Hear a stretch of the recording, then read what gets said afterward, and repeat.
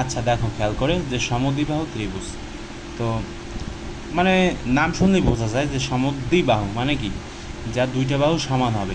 তো এখানে এই যে এ আর বি এটা একটা বাহু, আর এ আর সি এটা একটা বাহু। দেখো এই দুইটা বাহু কিন্তু সমান, অর্থাৎ আমরা কি লিখতে পারি যে এ বি সমান সমান হচ্ছে তোমার এ সি, ঠিক আছে, এটা কিন্তু আমরা লিখতে পারি।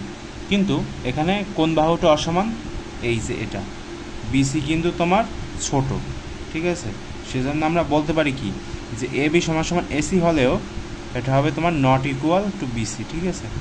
তার মানে আমরা বুঝতে পারলাম যে সমদ্বিবাহু ত্রিভুজ কি ভাই, সমদ্বিবাহু ত্রিভুজ হচ্ছে তোমার যার দুইটা বাহু সমান এবং একটা বাহু অসমান, সেটা হচ্ছে তোমার সমদ্বিবাহু ত্রিভুজ।